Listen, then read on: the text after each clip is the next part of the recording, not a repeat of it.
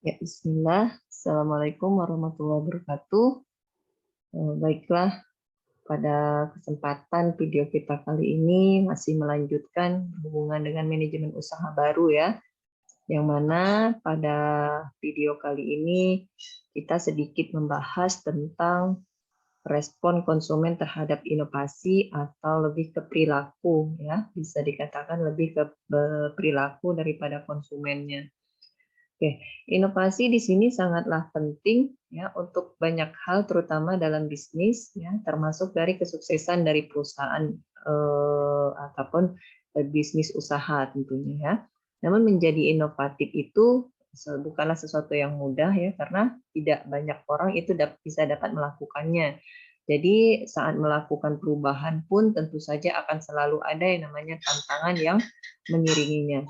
Jadi begitu juga saat suatu perusahaan itu akan melakukan sebuah inovasi.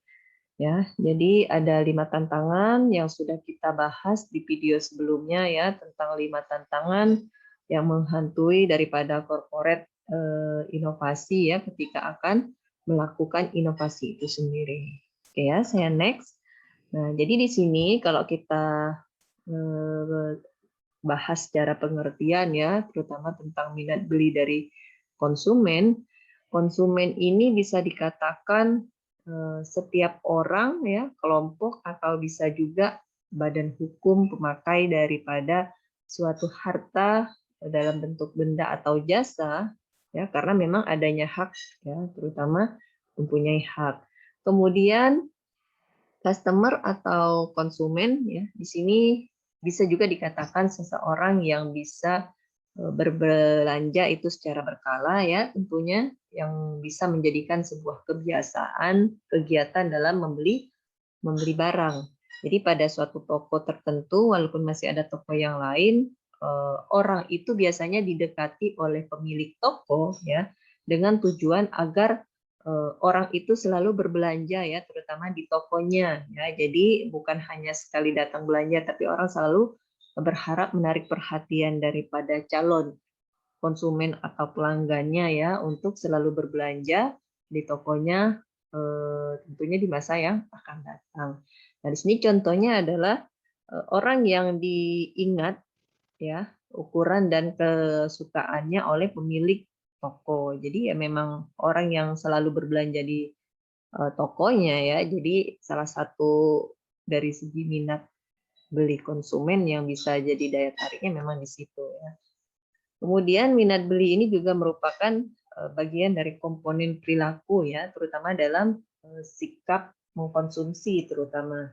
Di sini ada beberapa faktor yang untuk mempengaruhi daripada perilaku konsumennya, yang mana perilaku si pembeli ya ataupun konsumen dia biasanya mengacu pada perilaku pembelian ya, terutama dari konsumen final yang mana individu dan rumah tangga yang membeli barang dan jasa itu untuk mengkonsumsi untuk pribadi terutama ya, itu yang paling simpelnya ya. Kemudian ada beberapa faktornya. Yang pertama bisa dilihat dari faktor kebudayaan. Ya, faktor kebudayaan di sini yang bisa mempengaruhi daripada perilaku konsumen biasanya itu berkaitan dengan sebuah budaya yang dianut oleh si individu itu sendiri ya, ataupun masyarakat sekitarnya. Contohnya apa? Contohnya banyak ya kalau kita lihat dari segi kebudayaan. Kemudian yang kedua itu adalah faktor sosial. Nah, untuk faktor sosial di sini faktor yang mempengaruhi perilaku konsumen itu biasanya dari segi eksternal individunya, tergantung dari individunya itu dari segi sosialnya seperti apa. Jadi itu lebih dilihat itu dari sisi eksternalnya ya. Kemudian yang ketiga itu ada faktor pribadi. Nah, faktor pribadi biasanya lebih mementingkan kepada keputusan pembelian ya, yang mana dilakukan si individu juga biasanya berpengaruh, biasanya dipengaruhi juga oleh karakteristik yang memang apa yang ada pada dirinya sendiri gitu ya. Itu memang sudah pasti ya, kalau dia membutuhkan apa ya itu tergantung dari pribadinya. Kalau dia sukanya apa ya pasti akan akan dibeli ya. Jadi dari segi faktor pribadi. Kemudian faktor keempat sebenarnya banyak faktor ya, tapi di sini kita bahas 4 saja ya. Kemudian faktor keempat di sini dari segi psikologis. Nah, kebutuhan yang memang biasanya harus dipenuhi oleh seseorang itu tidak selalu yang sifatnya itu fisiologis ya, atau pemenuhan kebutuhan fisik. Misalnya pemenuhan kebutuhan akan rasa lapar, kemudian haus dan lain sebagainya. Ya, jadi banyak sekali faktor kalau kita lihat dari segi psikologisnya. Oke, kita next. Nah, di sini ada inovasi produk ya. Dari kalau tadi kita bisa melihat dari perilakunya, kita lihat juga dari produknya ada hubungannya dengan barangnya. Nah, untuk produk bisa dikatakan juga salah satu yang mempengaruhi keberhasilan sebuah perusahaan itu memang dalam mendatangkan tingkat keuntungan atau laba yang akan tetap menjaga sebuah aktivitasnya dari operasional tentunya dan juga dari segi kesehatan keuangan perusahaan. Jadi secara luas produk ini ada suatu yang bisa ditawarkan ke pasar untuk bisa memuaskan suatu kebutuhan ataupun keinginan. Ya, jadi dengan melalui produk, produsen pun dapat memanjakan konsumen itu karena dari produk yang akan diketahui seberapa besar sih kepuasan dan kebutuhan akan produk itu sendiri dalam kehidupan konsumennya, ya, yang bisa dimanfaatkan oleh konsumennya. Jadi inovasi ini ya, seperti yang kita tahu ya, dia merupakan proses yang bisa dikatakan dinamis, ya, sehingga memerlukan adanya sistem yang memang bisa mendukungnya ya. Jadi dengan begitu kita juga bisa dengan mudah untuk mengukur apakah inovasi yang kita lakukan sudah sesuai atau justru melenceng gitu ya. Nah, tujuannya apa ya? Nah, jadi tujuan dari inovasinya dari produk atau barangnya, tujuannya itu kalau dari sisi perusahaan itu untuk melakukan yang namanya inovasi produk untuk mempertahankan kelangsungan hidup perusahaan ya. Memang karena ya produk yang telah ada itu biasanya rentan terhadap perubahan kebutuhan dan juga selera daripada konsumennya.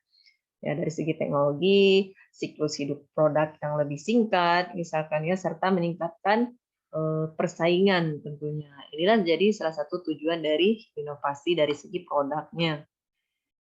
Kemudian inovasi produk ini juga merupakan cara ya yang bisa dilakukan untuk meningkatkan nilai ya bagi sebuah komponen karena dia merupakan salah satu kunci kesuksesan dari sebuah operasi bisnis ya yang bisa dapat membawa sebuah perusahaan itu nantinya memiliki keuntungan yang kompetitif dan bisa menjadikan pemimpin pasar gitu, bisa dikatakan menjadi sebuah pemimpin pasar.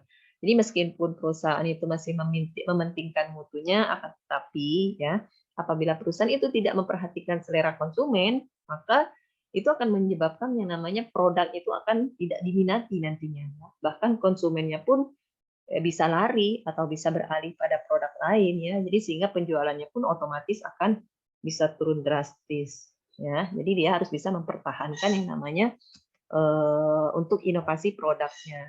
Jadi dengan pemahaman terhadap perilaku konsumen itu juga tidak akan lepas dari yang namanya minat pembeli. Karena memang minat pembeli karena akan merupakan salah satu tahap yang memang pada dasarnya ya subjek ya sebelum mengambil sebuah keputusan untuk membeli. Ya, jadi salah satu perilaku dari konsumen ya tak lepas dari minat pembelinya. Oke, saya rasa cukup dulu untuk video kita kali ini. Kita next video selanjutnya ya. Saya ucapkan terima kasih. Ya, assalamualaikum warahmatullahi wabarakatuh.